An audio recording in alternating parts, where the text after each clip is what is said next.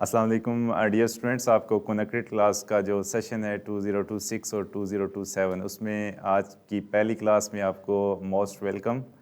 मैं अपनी पूरी टीचर्स टीम और टेक्निकल टीम के बिहाफ पे आप तमाम स्टूडेंट्स को, तमाम स्कूल्स कॉलेजेस को जो हमारे एफडी के कनेक्टेड क्लासरूम में कनेक्टेड होते हैं ऑनलाइन जूम के थ्रू, उन तमाम कॉलेजेस को मैं खुश आमदीद कहता हूँ। मैं आपका टीचर मोहम्मद इदरीस इस सेशन में दोबारा से आपके साथ कंटिन्यू करूंगा। आज का जो लेक्चर होगा केमिस्ट्री 9th क्लास, जिसमें आपके सामने बुक मौजूद है, model text book of chemistry grade 9, जिसमें जो करिकुलम है 2022 एंड 23, जो लास्ट टाइम टेक्स्ट बुक आपके साथ हमने शेयर की थी, वही सिलेबस इस साल भी हम कंटिन्यू करेंगे, जिसमें जो कुछ टॉपिक्स आज के लेक्चर का हिस्सा होंगे वो आपके साथ मैं शेयर कर देता हूँ। बुक आप तमाम बच्चों के पास मौजूद होगी। तो सबसे पहले जो हम पढ़ेंगे आज का जो लेक्चर होगा chapter number 1, nature of science in chemistry. ये चैप्टर्स आपके सामने मौजूद हैं, जिनकी डिवीजन्स हमने थ्रू सिलेबस आपके साथ शेयर की हुई है। आज का जो लेक्चर होगा टोटली उसी पे बेस करेगा जो कंटेंट आपके साथ शेयर किए गए हैं, ठीक है। जैसे मैंने इंट्रोडक्शन और केमिस्ट्री की जो फर्स्ट 6 ब्रांचेज हैं वो आज आपके साथ with the help of examples discuss करनी है, और आप बच्चों को ये बताना है कि यहाँ पे क्वेश्चन कैसे आ सकता है। जो अभी लास्ट टाइम बोर्ड का एग्ज़ाम हुआ है, उसमें भी हमने देखा है कि जो लास्ट टाइम हमने क्रैश सीरीज़ बच्चों के साथ डिस्कस की थी, सेम वही क्वेश्चन आए हुए हैं टोटली।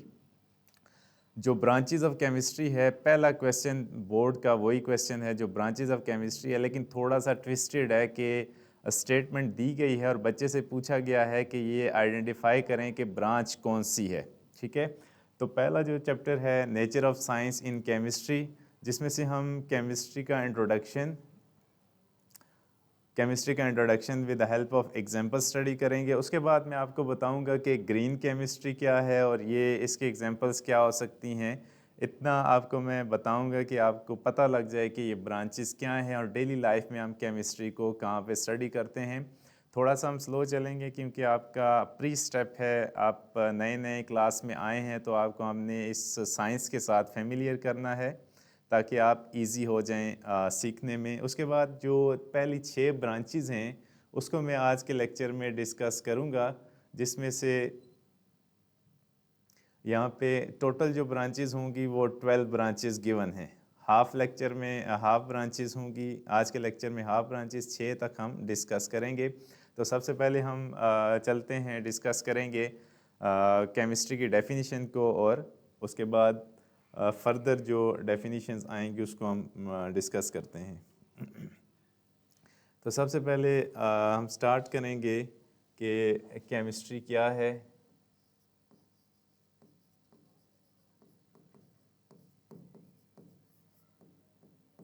ठीक है, तो केमिस्ट्री बेसिकली अगर देखा जाए तो जो जनरल डेफिनेशन है, 2 डेफिनेशन में आपके साथ डिस्कस करूंगा।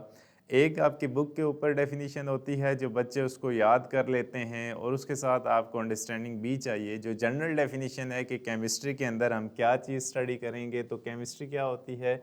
ऐसी साइंस दैट डील्स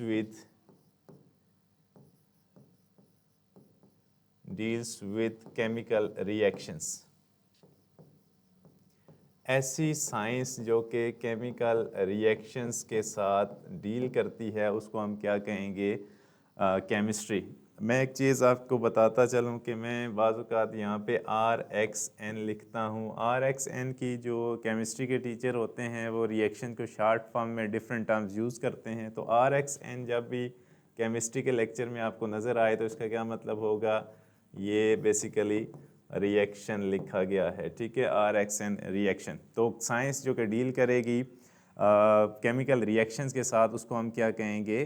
केमिस्ट्री कहेंगे। अब यहाँ पे आपको मैं बताता चलूँ कि केमिकल रिएक्शन क्या होगा।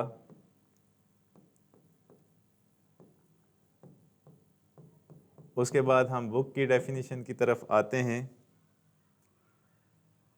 अच्छा, केमिकल रिएक्शन क्या है? एक ऐसा प्रोसेस, ऐसा फिनोमेना जिसके अंदर क्या होता है? process या phenomena in which reactants react together, reactants react together to generate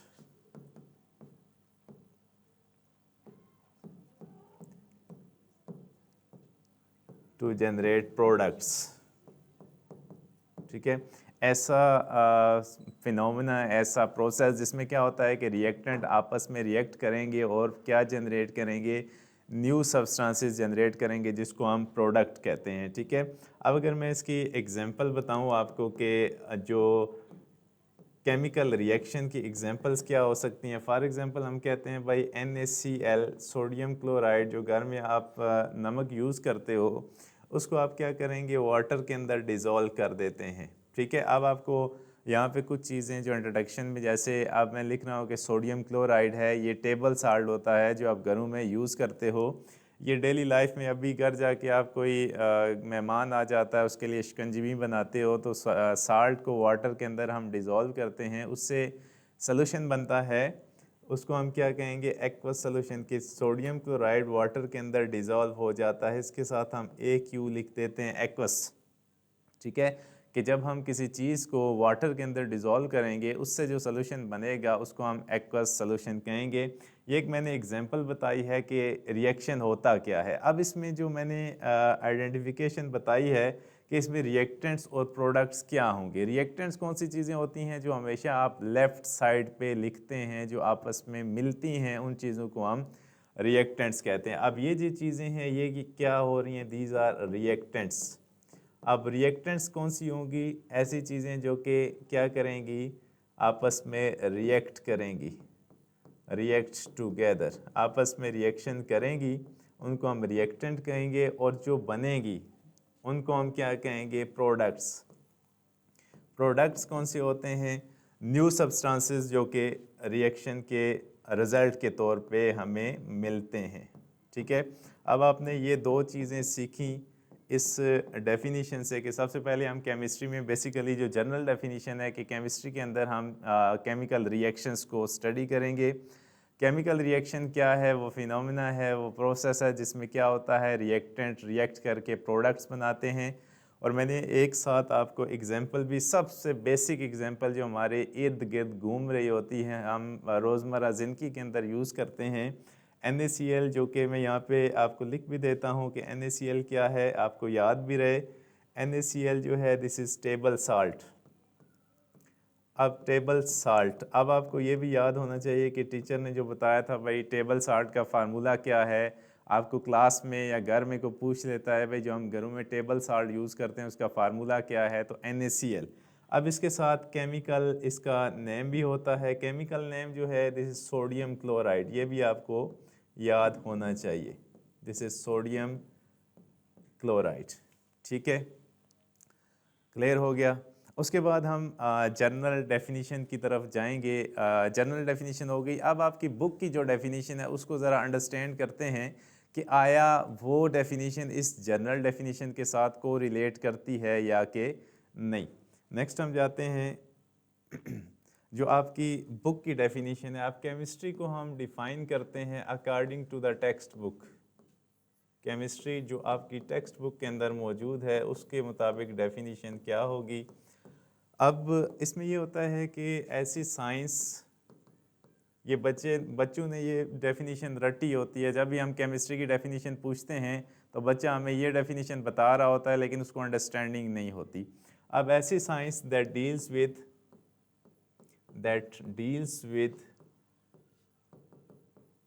the material को मैं जब भी पढ़ाता हूँ तो मैं इसके साथ लिखता हूँ मैटर। जो भी केमिकल होता है मटेरियल ऑफ यूनिवर्स, ताकि बच्चे को पता हो भाई मटेरियल जो मैं पढ़ रहा हूँ वो है क्या, matter of universe and changes that these materials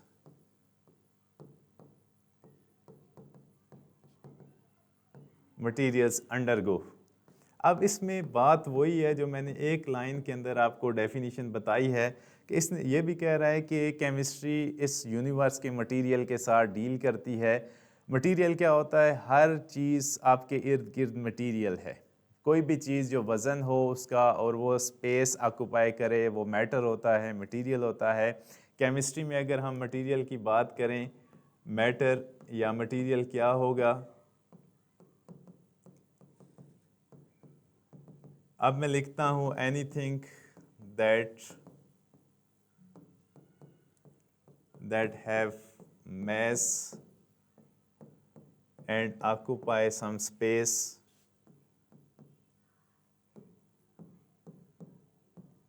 इसको हम मैटर कह सकते हैं, मटेरियल कह सकते हैं। अब अगर मैं लिखूं कि H2O एक मैटर है तो ये बात गलत नहीं होगी। अब इसमें चेंजेस कैसे आ रही हैं? पहले तो केमिस्ट्री जो है वो मैटर के साथ डील करती है और इसके अंदर जो चेंजेस हो रही हैं उनको वो डील करती है। अब चेंज क्या होगा? This is chemical reaction. जैसे मैं लिख रहा हूँ यहाँ पे वाटर जो है लिक्विड है, इसको क्या करते हैं? इसको हम हीट देते हैं। डेल्टा का साइन जो होगा दिस इज़ हीट। अब जब हीट इसको प्रोवाइड करोगे तो वाटर जो लिक्विड था वो किस में चला जाएगा? गैशियस स्टेट के अंदर। तो मतलब यहाँ पे जो मीन है, मतलब क्या निकलता है कि जो मैटर होता है यूनिवर्स का, केमिस्ट्री उसके साथ डील करेगी, उसकी कंपोजिशन, उसका स्ट्रक्चर, और उसके बाद जो उसके अंदर केमिकल चेंजेस आती हैं वो भी केमिस्ट्री है। अब केमिकल चेंजेस क्या है? जो जनरल हमने डेफिनेशन लिखी थी कि केमिस्ट्री जो है वो डील करती है केमिकल रिएक्शंस के साथ। तो बेसिकली ये केमिकल रिएक्शन है जिसमें हम कन्वर्ट कर रहे हैं लिक्विड को इनटू गैशियस। और ये आपने जो इससे पहले आपने 8th क्लास पढ़ी होगी उसमें आपने एक रिएक्शन पढ़ा होगा, इवेपोरेशन, इवेपोराइजेशन, जिसमें क्या होता है कि हम कन्वर्ट कर रहे होते हैं, conversion from liquid to gas. इस रिएक्शन को हम क्या कहेंगे? वेपोराइजेशन। तो ये एक आपकी बुक की डेफिनेशन हो जाती है, ठीक है। इसके बाद मैंने आपको बताना था ग्रीन केमिस्ट्री क्या है और इसकी एग्जांपल्स क्या हो सकती हैं। फिर हम मूव करते हैं ब्रांचेस की तरफ। यहाँ पे आपका कोई क्वेश्चन है तो आप मुझसे पूछ सकते हैं, मैं आपको 1 मिनट दे रहा हूँ। उसके बाद हम जाएंगे ग्रीन केमिस्ट्री की तरफ। आपका कोई क्वेश्चन है तो आप कमेंट सेक्शन में ऐड करें।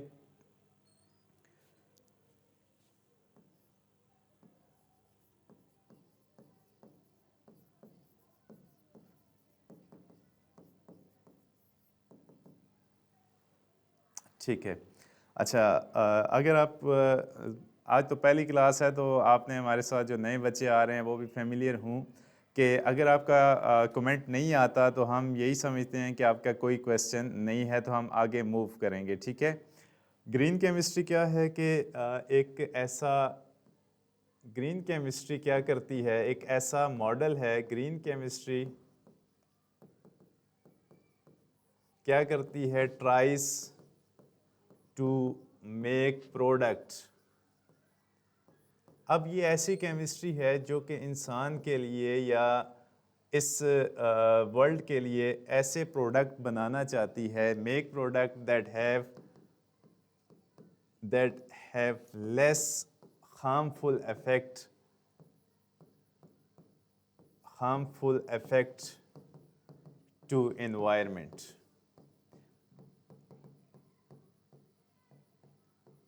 ठीक है, कि ऐसी चीज़ें डिज़ाइन करेगी। जैसे हम फॉर एग्जांपल पेट्रोल यूज़ करते हैं, पेट्रोल क्या करेगा? जब इसकी कंबस्शन होगी तो इससे डिफरेंट हार्मफुल गैसेस, पेट्रोल जब जलता है गाड़ियों में तो क्या होगा? इससे हार्मफुल सब्सटेंसेस जनरेट होते हैं, हार्मफुल गैसेस जनरेट होती हैं, जिससे आपका इन्वायरमेंट पोल्यूट हो सकता है। अब इसके साथ हम क्या कर सकते हैं? क्या कोई हमारे पास ग्रीन केमिस्ट्री में कोई इसका रेसिप्रोकल है जिससे हम क्या कहें कि जो इन्वायरमेंट है वो पोल्यूट ना हो सके? तो क्या है कि इसके साथ हम एक चीज़ हम ये बना रहे हैं, इसका जो रेसिप्रोकल है नंबर 1 बायोडीजल आ रहा है।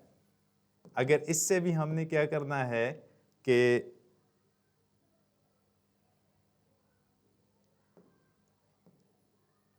ठीक है, एक तो ये है कि पेट्रोल को हमने चेंज कर दिया है बायोडीजल के साथ। कुछ कंट्रीज़ में हम इसको चेंज कर रहे हैं गैसोहोल के साथ, कि गैसोलीन के अंदर हम अल्कोहल को भी ऐड कर रहे हैं।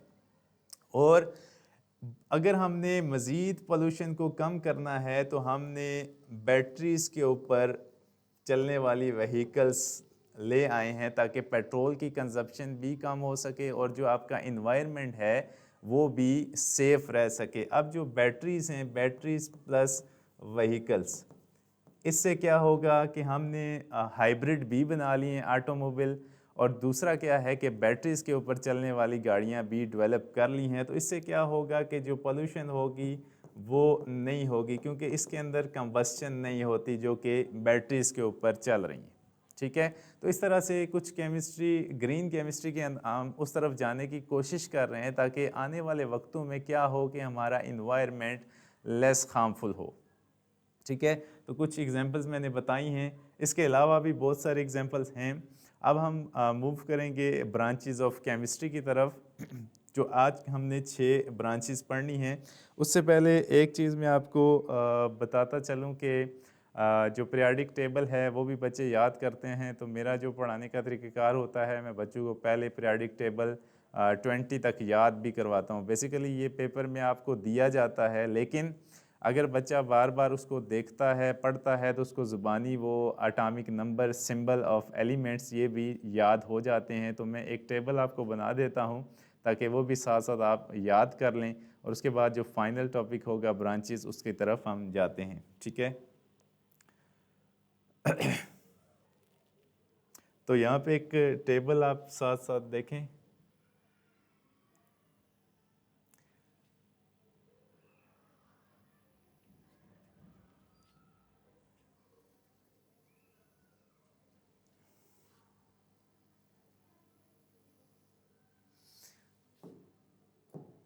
सबसे पहले यहाँ पे आ जाएगा सीरियल नंबर, ये एटम हो गया। उसके बाद जो है इसका सिंबल क्या है, उसके बाद एटॉमिक नंबर आ जाएगा, और उसके बाद मैस नंबर। ठीक है, आज जो है हम 10 तक करेंगे, और उसके बाद जो है नेक्स्ट हम आगे जाएंगे। 1 2 3 4 5 6 7 8 एंड 9। सबसे पहला जो है हाइड्रोजन, हाइड्रोजन के बाद हीलियम, हीलियम के बाद क्या होगा, लिथियम, लिथियम के बाद आ जाएगा बेरिलियम, बेरिलियम के बाद आ जाएगा दिस इज़ बोरान, 6 पे आ जाएगा कार्बन, 7 पे आ जाएगा नाइट्रोजन, 8 पे आ जाएगा ऑक्सीजन, 9 पे आ जाएगा फ्लोरीन। ठीक है, अच्छा, उसके बाद जो है हम इसके जो हाइड्रोजन है उसका symbol H, helium HE, lithium Li, beryllium Be, boron, carbon, nitrogen, oxygen और फ्लोरीन का 9 आ गया। एटॉमिक नंबर में जाएं तो 1 2 3 4 5 6 7 8 एंड 9।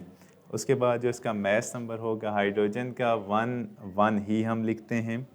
वैसे पीरियोडिक टेबल में आप देखेंगे तो 1.008 आएगा, यहाँ पे क्या हो जाएगा 2 4 3 6 हो जाता है, 4 9 5 10 6 12 14 16 और 19। लास्ट पे एक एलिमेंट रह जाता है जिसको आपने यहाँ पे मैं लिखूँगा तो नहीं, 10 पे क्या हो जाएगा, 10 पे यहाँ पे नियोन आ जाएगा। नियोन मैं यहाँ बोल रहा हूँ 10, एटॉमिक जो एटम होगा नियोन, इसका सिंबल क्या होगा Ne, एटॉमिक नंबर 10 होगा और मैस नंबर 20 हो जाएगा। ये आपने याद करना है।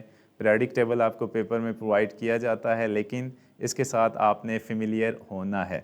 और जो एटम की सिंबॉलिक रिप्रेजेंटेशन होती है, जैसे मैं हाइड्रोजन को लिखना चाहता हूँ तो इसको क्या पढ़ेंगे, 1 हाइड्रोजन 1। अगर हम हीलियम को लिखना चाहते हैं तो 2 हीलियम 4। अगर हम लिथियम को लिखना चाहते हैं तो 3 लिथियम 6। बेरिलियम को लिखना चाहते हैं तो 4 बेरिलियम 9। तो इस तरह इनकी सिंबॉलिक रिप्रेजेंटेशन भी आपको आनी चाहिए। ठीक है, अब हम आपका यहाँ पे कोई क्वेश्चन है तो बताएंगे, नहीं तो अभी जो फाइनल टॉपिक है आज के लेक्चर का, ब्रांचेस ऑफ केमिस्ट्री, उसकी तरफ हम जाते हैं। तो अभी जो हम लिखेंगे, दिस इज़ केमिस्ट्री।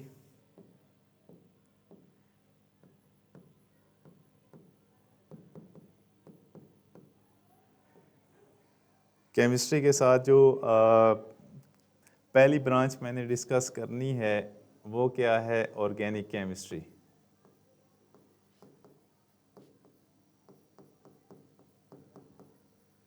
ठीक है, ऑर्गेनिक केमिस्ट्री के साथ मैंने दूसरी जो ब्रांच डिस्कस करनी है, this is inorganic chemistry.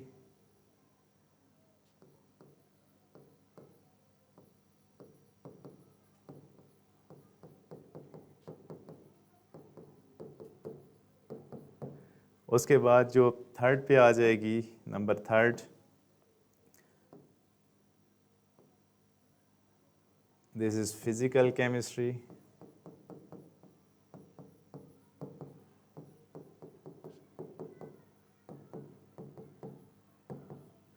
Number four पे जो है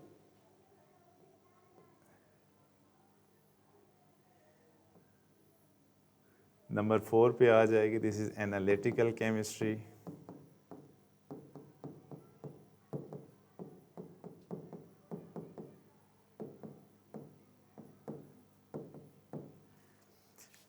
फाइव पे आ जाएगी बायोकेमिस्ट्री।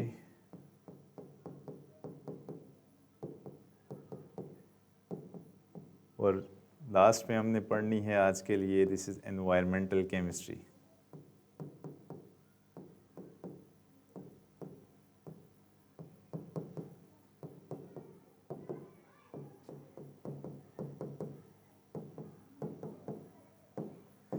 इसमें आज की जो 6 ब्रांचेस हमने डिस्कस करनी हैं, नंबर 1, नंबर 2, नंबर 3, 4, 5 एंड 6। ठीक है, तो अभी हम जाते हैं, सबसे पहले ऑर्गेनिक और इनऑर्गेनिक को डिस्कस करेंगे। ठीक है, तो सबसे पहले है organic and inorganic. Organic chemistry, और इसी के साथ मैं डिस्कस करूंगा इनऑर्गेनिक केमिस्ट्री।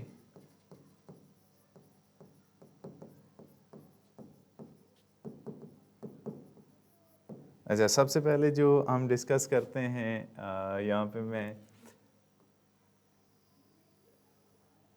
पहले हमने क्या करना है, organic compounds.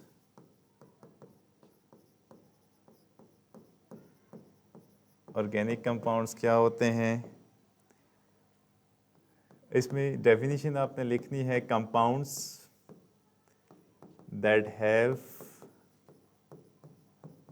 Carbon and hydrogen in their structures. Their structures are known as organic compounds.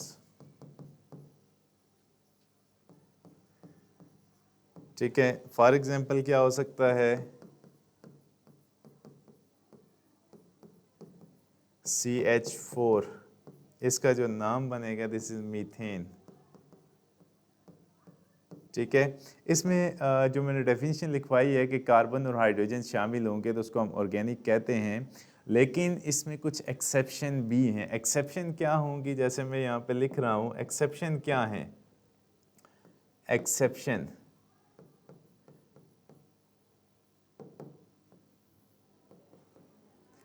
Exception क्या है कि कार्बोनेट्स का आपने फार्मूला याद रखना है, CO3 2 माइनस। उसके बाद बाइकार्बोनेट्स का आपने फार्मूला याद रखना है, HCO3 1 माइनस। और कार्बाइड्स, उसके बाद कार्बाइड्स हैं और ऑक्साइड्स हैं। कार्बाइड्स के दो फार्मूले होंगे। कार्बाइड्स कैसे होता है, C2 2 माइनस और C4। ठीक है, अच्छा, ये और उसके बाद है and oxides are inorganic in nature.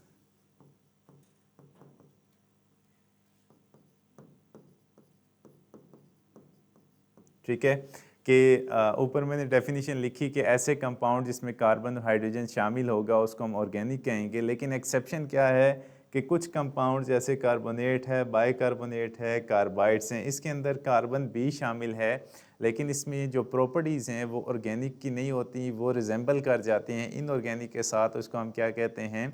Inorganic in nature. ठीक है, अब जो इसको हम देखते हैं, अब केमिस्ट्री क्या होगी? ऑर्गेनिक केमिस्ट्री यहाँ पे मैं लिख रहा हूँ। ऑर्गेनिक केमिस्ट्री को आप कैसे डिफाइन करेंगे? ऑर्गेनिक केमिस्ट्री में क्या हो जाएगा कि branch of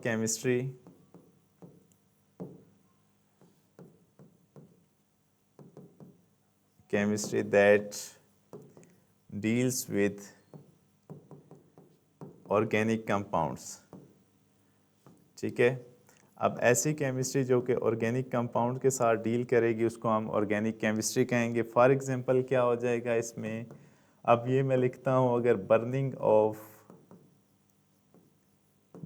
of methane gas, ठीक है, तो दिस इज़ ऑर्गेनिक केमिस्ट्री। ठीक है, तो अब ये है कि सिर्फ आपकी बुक के ऊपर जो ऑर्गेनिक केमिस्ट्री की डेफिनेशन लिखी हुई है कि deals with organic substances except carbonate, bicarbonate and carbides, तो इसको मैंने क्लियर सारा कर दिया है कि सबसे पहले ऑर्गेनिक केमिस्ट्री क्या होती है, तो ऑर्गेनिक कंपाउंड से स्टार्ट किया, एक्सेप्शन क्या है, और फिर ऑर्गेनिक केमिस्ट्री क्या है। ठीक है, उसके बाद इनऑर्गेनिक केमिस्ट्री क्या होगी, उस इसी के साथ इनऑर्गेनिक कंपाउंड्स क्या होते हैं? अब मैं इसकी मुकम्मल डेफिनेशन नहीं लिखूंगा, आपने खुद लिखना है कि इसमें क्या होता है। Having no carbon and hydrogen, H stands for hydrogen and C stands for carbon, जिनमें कार्बन और हाइड्रोजन शामिल नहीं होता उसको हम क्या कहेंगे? Inorganic in nature. और कौन से इनऑर्गेनिक कंपाउंड हो सकते हैं? फॉर एग्जांपल H2SO4 क्या होगा? इनऑर्गेनिक। ठीक है, या NaCl क्या है? This is an inorganic chemistry. ठीक है, अब इनऑर्गेनिक केमिस्ट्री क्या होगी?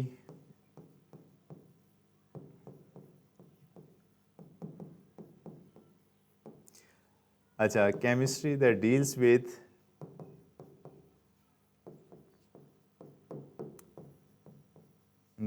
with inorganic substances।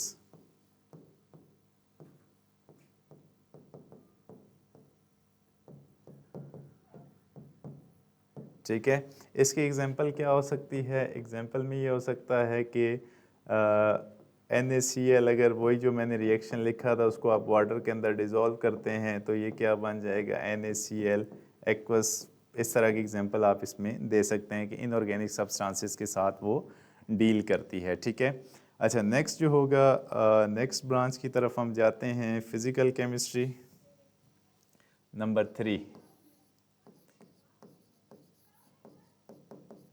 Physical chemistry, अब ये कौन सी केमिस्ट्री है कि जिसके अंदर हम क्या चीज़ें पढ़ेंगे? केमिस्ट्री, इसकी डेफिनेशन क्या हो सकती है? केमिस्ट्री दैट डील्स विद, अब ये क्या है कि यहाँ पे दो चीज़ें मैं लिखूंगा, laws and theories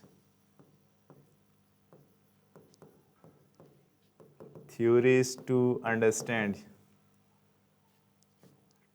understand structure and composition of matter. ठीक है, तो ये क्या है? This is physical chemistry. अब इसमें जो लॉज का हमने जिक्र किया कि लॉज को यूज़ करते हुए या थ्योरीज़ को, laws and theories to understand structure and composition of matter. Laws क्या हो सकते हैं? फॉर एग्जांपल मैं एक लॉ लिखता हूँ, दिस इज़ चार्ल्स लॉ क्या है कि V is directly proportional to T at constant pressure.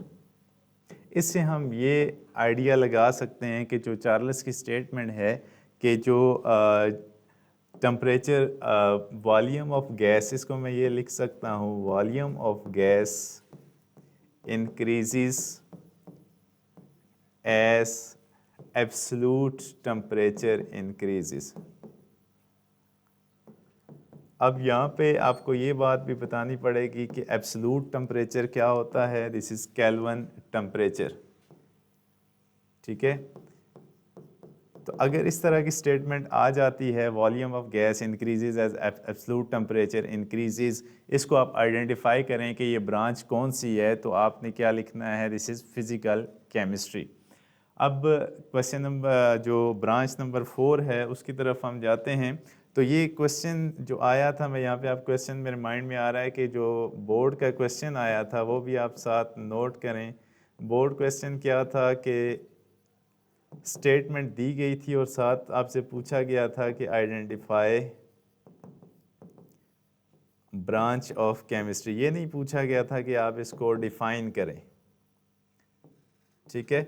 तो जस्ट ये पूछा गया था कि ये जैसे स्टेटमेंट दी गई है, अब मैं जैसे ये स्टेटमेंट लिख देता हूँ कि volume of gas increases as absolute temperature increases, तो इसको आपने आइडेंटिफाई करना है। इस ब्रांच का आप नाम जब लिखेंगे तो क्या आना चाहिए, दिस इज फिजिकल केमिस्ट्री। 4 पे हम जाते हैं। 4 ब्रांच है हमारे पास एनालिटिकल केमिस्ट्री।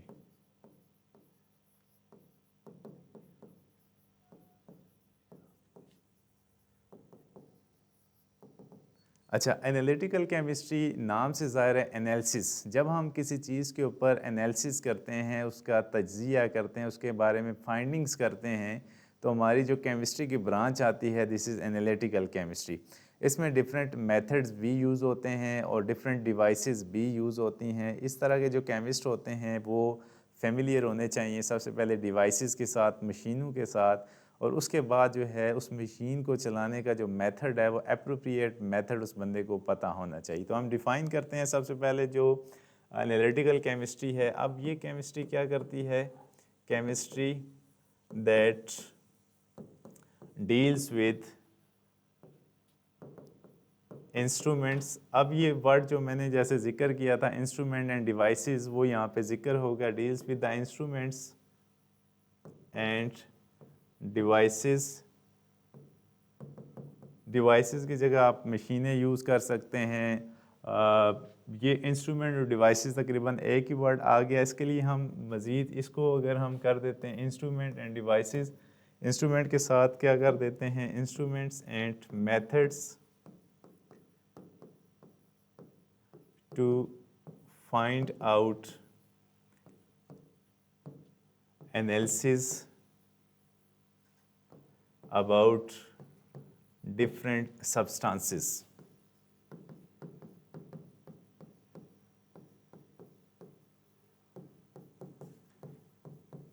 ठीक है, इसमें क्या हो सकता है, ये उसका स्ट्रक्चर हम फाइंड आउट कर सकते हैं, उसकी कंपोजिशन को फाइंड किया जा सकता है। इस एनालिटिकल केमिस्ट्री के अंदर हम उसकी प्योरिटी को फाइंड आउट कर सकते हैं। फॉर एग्जांपल कोई सोल्यूशन है उसकी आप पीएच फाइंड कर सकते हैं। तो ये सारी चीज़ें किसके अंदर आएंगी, एनालिटिकल केमिस्ट्री के अंदर। फॉर एग्जांपल एक एनालिटिकल केमिस्ट है, हॉस्पिटल में बैठे होते हैं, डिफरेंट जो ऑर्गेनाइजेशन है उसके अंदर बैठे होते हैं। फॉर एग्जांपल आप अपना ब्लड टेस्ट करवाते हैं, उस ब्लड टेस्ट के अंदर आपकी एक लाइन लिखी होती है पीएच। अब ब्लड की भी अपनी एक पीएच होती है, ब्लड बफर सोल्यूशन है, तो ये अपनी जो पीएच है उसको मेंटेन करता है, कांस्टेंट रहती है। अब यहाँ पे पीएच अभी आपने सीखी नहीं है कि पीएच होती क्या है। बेसिकली एसिड और बेस और न्यूट्रल 3 सब्सटेंसेस हैं जो कि एसिड बेस केमिस्ट्री से रिलेट करता है। हम जो लिक्विड वाटर यूज़ करते हैं उसकी जो पीएच होती है अप्रोक्सीमेटली 7 को वो टच कर ली होती है, उसको हम न्यूट्रल स्पीशी कहते हैं। अगर 7 से डाउन चली जाती है तो वो एसिडिक सब्सटेंस होता है। अगर बिलो 0 या 0 को अप्रोच करती है तो स्ट्रॉन्ग एसिड होगा। अगर 7 से ऊपर चली जाती है तो उसको हम बेसिक कंसिडर करते हैं। जो खट्टी चीज़ें होती हैं वो एसिडिक इन नेचर होती हैं, जो कड़वी चीज़ें होती हैं वो बेसिक इन नेचर होती हैं, ठीक है। तो ब्लड जो है एक ख़ास कांस्टेंट पीएच रखता है, अप्रोक्सीमेटली 6.4 6.5 तक इसकी जो रेंज जाती है। तो अब अगर इसमें एग्जांपल लिखता हूँ कि एनालिटिकल केमिस्ट्री की एग्जांपल क्या होगी, तो एग्जांपल में क्या आ जाएगा, अब जो बोर्ड में क्वेश्चन आया था मैं उस तरह की स्टेटमेंट लिख रहा हूँ कि a chemist find out the pH of given solution. एक केमिस्ट है जो क्या करता है, एक उसको सोल्यूशन जो दिया जाता है उसकी pH फाइंड आउट करता है या pH फाइंड आउट करने की कोशिश करता है थ्रू, ये भी हो सकता है लिटमस पेपर, ठीक है। ये सारी चीज़ें जो मैं यहाँ पे जिक्र कर रहा हूँ, जैसे लिटमस पेपर है, एक स्ट्रिप होती है जिसे हम क्या करते हैं, फाइंड आउट करते हैं pH को, ठीक है। अब उसके बाद जो नेक्स्ट है, एक मैं एक और एग्जांपल यहाँ पे अगर ऐड करता हूँ, a chemist find out the structure of carbon and hydrogen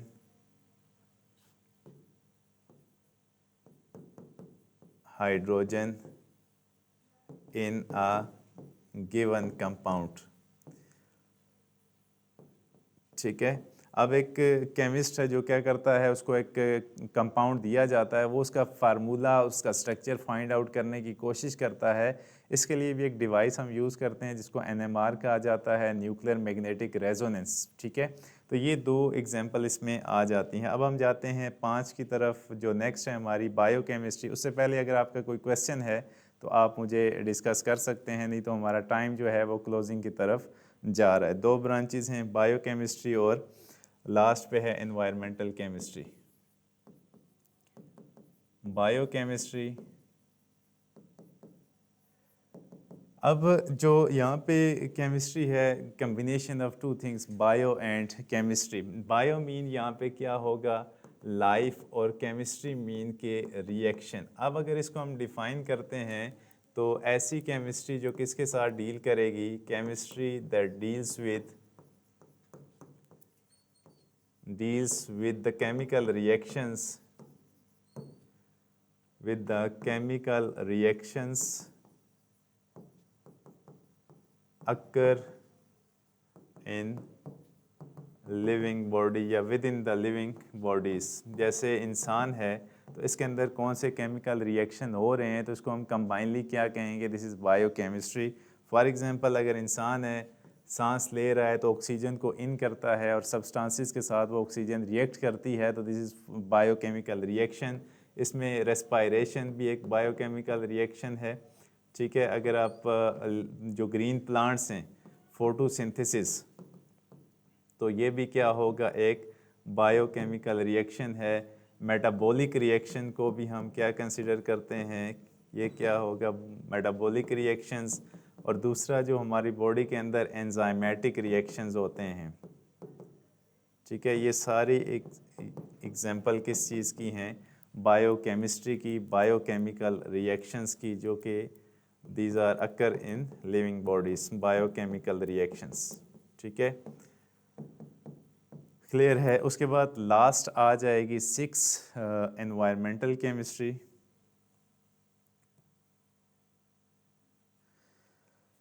last पे है 6ठी environmental chemistry.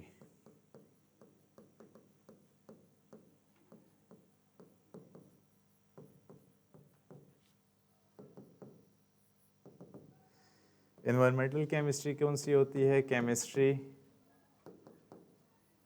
that deals with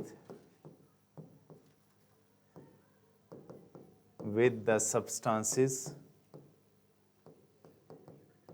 substances and their harmful effect to the environment,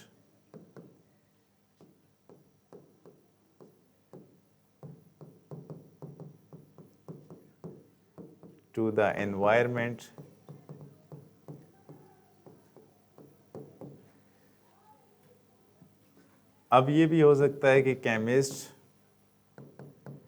chemist find out the solutions to environmental issues.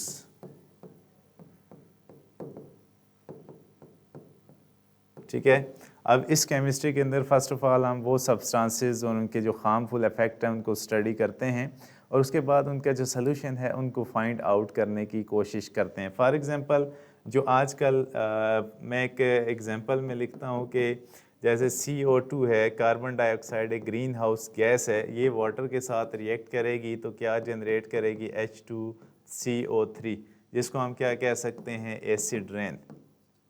तो acid rain एक major environmental issue है जो कि pollution की वजह से क्रिएट होता है। और उसके बाद एग्जांपल नंबर 2 है, एग्जांपल नंबर 2 में अगर आप लिख सकते हैं कि ग्लोबल वार्मिंग भी क्या हो सकती है, एक is a major environmental issue.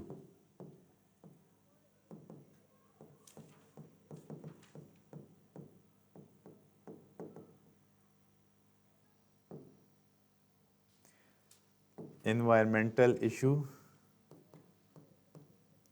ठीक है। और उसके बाद एक क्या हो सकता है, मज़ीद लिखना चाहते हैं डिफॉरेस्टेशन, आप प्लांटों को ख़त्म कर रहे हैं। तो ये सारी चीज़ें किस में आ जाती हैं, इन्वायरमेंटल केमिस्ट्री के अंदर। ठीक है, अभी आपका कोई क्वेश्चन है तो आप पूछ सकते हैं, नहीं तो हमारा लेक्चर जो है वो क्लोज़ हो चुका है। आज का जो मैंने आपको पढ़ाना था, जो सिखाना था, केमिस्ट्री से हमने स्टार्ट किया। केमिस्ट्री की डेफिनीशन, 2 डेफिनीशन आपके साथ डिस्कस की, एक जर्नल और जो आपकी टेक्स्ट बुक की थी, उसके बाद एग्जांपल के साथ आपको केमिस्ट्री बताई। फिर ग्रीन केमिस्ट्री क्या होती है, हम डेली लाइफ में ग्रीन केमिस्ट्री को कैसे देख रहे हैं। फिर जो आपका एक इन जितनी ब्रांचेस को हम डिस्कस कर रहे हैं, इसमें बोर्ड के एग्ज़ाम में एक क्वेश्चन आता है डेफिनीशन का या आइडेंटिफिकेशन का। ठीक है, तो मैं आपका इंस्ट्रक्टर मोहम्मद इदरीस आपसे इजाज़त चाहूँगा। आज का लेक्चर जो है वो यहीं पे क्लोज़ है। अपनी दुआओं में हमें याद रखें। अल्लाह हाफ़िज़।